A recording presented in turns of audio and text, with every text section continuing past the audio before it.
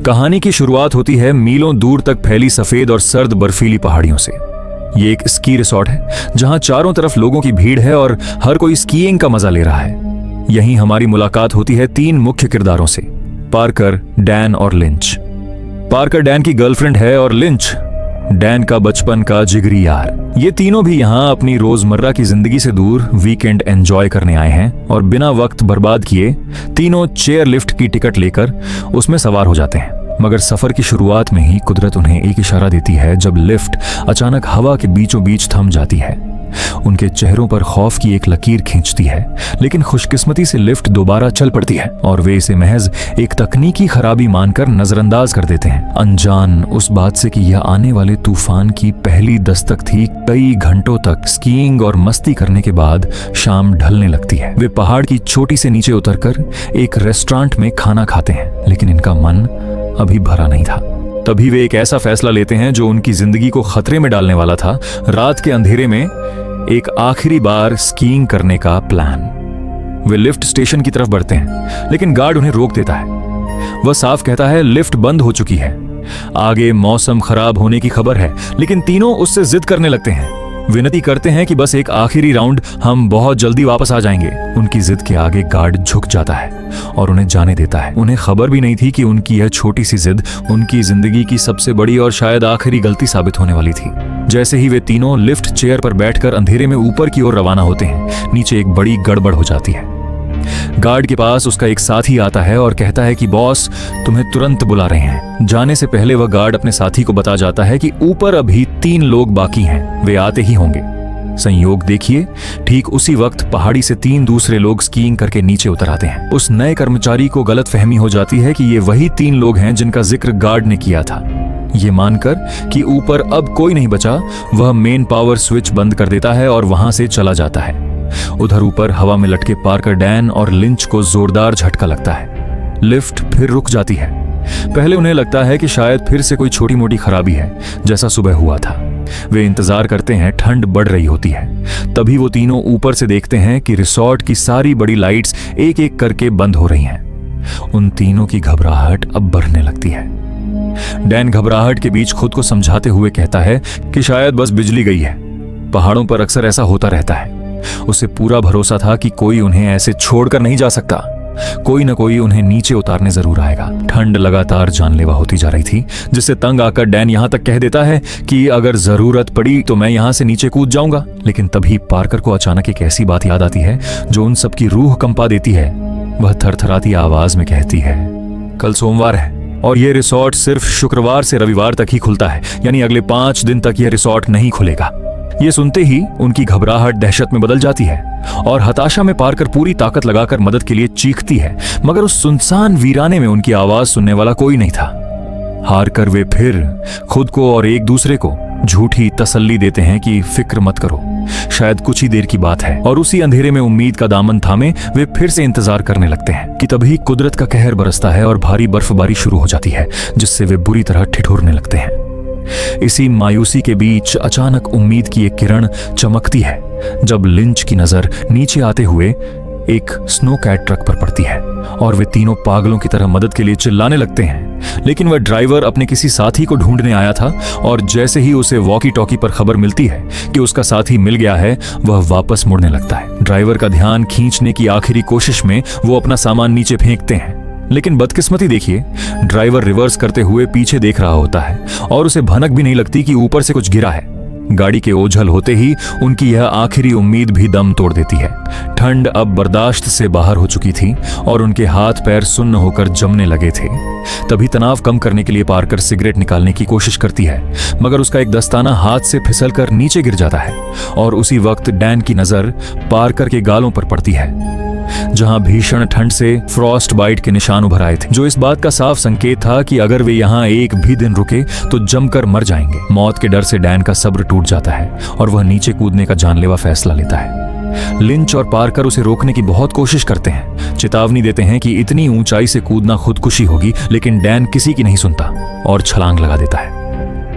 नीचे की बर्फ पत्थर जैसी सख्त थी। जैसे ही डैन पैरों के बल गिरता है, कड़कड़ाने की आवाज के साथ उसकी दोनों टांगों की हड्डियां टूटकर मांस फाड़ते हुए बाहर निकल आती हैं और उस असहनीय पीड़ा में वह इस कदर चीखता है कि पूरा सन्नाटा गूंज उठता है। ऊपर बैठे पार्कर और लिंच ये खौफनाक मंजर देखकर बुरी तरह सहम जाते हैं, लेकिन वे मजबूर थे। वहां से वे उसकी कोई मदद नहीं कर सकते थे। पार्कर रोते हुए अपना स्कार्फ नीचे फेंकती है ताकि डैन अपने बहते खून को रोक सके, लेकिन हवा के बहाव में स्कार्फ दूर जा गिरता है। तभी लिंच के दिमाग में एक खतरनाक तरकीब आती है कि वह लिफ्ट की केबल के सहारे लटक कर उस खंभे तक पहुंचेगा जहां सीढ़ियां लगी हैं। हालांकि पार्कर उसे चेतावनी देती है कि केबल इतनी धारदार है कि वह उसके हाथों को चीर देगी। तभी अंधेरे से भेड़ियों की आवाज आती है। डैन बुरी तरह घबरा जाता है। लिंच उसे समझाने की कोशिश करता है, लेकिन तभी एक भेड़िया डैन के सामने आ खड़ा होता है, जिसे भगाने के लिए पार्कर तुरंत ऊपर से अपना स्की शू डैन के पास फेंकती है और उस आवाज से डरकर भेड़िया पल भर के लिए वहां से भाग जाता है। बिना वक्त गवाए लिंच केबल में लटककर खंभे की तरफ बढ़ने की कोशिश करता है, मगर कुछ ही दूर जाकर वह नीचे कुछ ऐसा देखता है कि तुरंत घबराकर वापस कुर्सी पर लौट आता है। पार्कर के पूछने पर वह बस इतना कहता है कि नीचे मत देखना, लेकिन डर के मारे पार्कर की नजर नीचे चली जाती है और वह देखती है कि भेड़ियों का पूरा झुंड डैन को घेर चुका है और उसे जिंदा ही नोच नोच कर खा रहा है। और देखते ही देखते डैन तड़प तड़प कर दम तोड़ देता है। इस खौफनाक मंजर को देखकर दोनों सन्न पड़ जाते हैं और सदमे में उनकी आंख लग जाती है।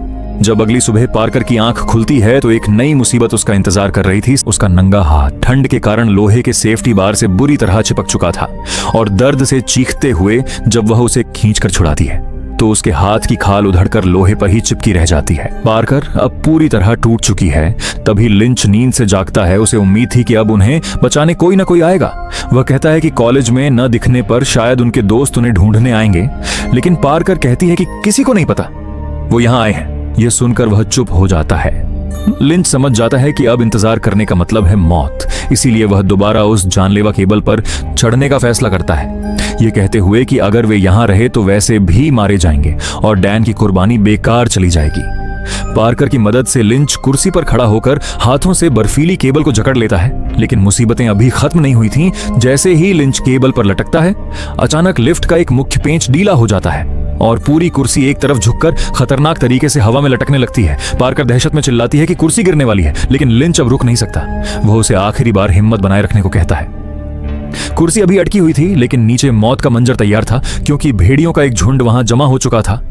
उधर लिंच अपनी जान हथेली पर रखकर कांपते हुए खंभे तक पहुंच जाता है और सीढ़ियों से नीचे उतरने लगता है। तभी अचानक एक भेड़िया उस पर हमला बोल देता है, लेकिन लिंच पूरी ताकत से पास पड़ी स्की स्टिक उठाकर उसे मारता है, जिससे भेड़िया डर कर भाग जाता है।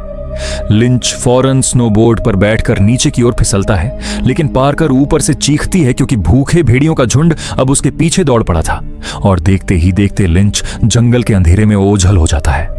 पार्कर घंटों तक उम्मीद लगाए बैठी रहती है। सूरज ढलता है, एक और काली रात बीत जाती है, मगर कोई मदद नहीं आती।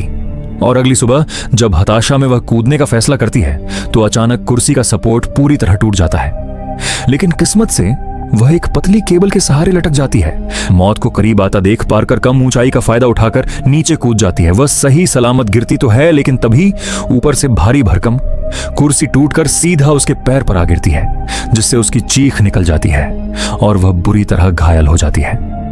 दर्द से कराहते हुए वह अपना पैर कुर्सी के नीचे से निकालती है और बर्फ पर खुद को घसीटते हुए आगे बढ़ती है।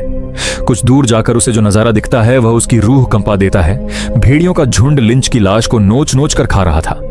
उसी वक्त एक भेड़िया पार्कर की आंखों में दिखता है। उसकी नजरों में वहशीपन था, लेकिन लिंच का मांस खाकर उसका पेट भरा होने के कारण वह पार्कर को बिना नुकसान पहुंचाए छोड़ देता है। मौत के मुंह से निकलकर रोते हुए और खुद को घसीटते हुए पार्कर किसी तरह मुख्य सड़क तक पहुंचती है और वहां से गुजर रही एक गाड़ी को हाथ देती है। गाड़ी वाला तुरंत रुककर उसे बचाता है, उसे अस्पताल ले जाने का दिलासा देता है और पूछता है कि तुम ठीक हो। लेकिन पार्कर की पथराई हुई आंखों में कोई राहत नहीं थी। वहां सिर्फ डैन और लिंच की दर्दनाक मौत का सन्नाटा और एक कभी न खत्म होने वाला सदमा था।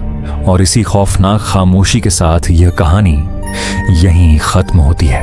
अगर आपको यह कहानी इंटरेस्टिंग लगी तो वीडियो को लाइक कीजिए और चैनल को सब्सक्राइब करिए।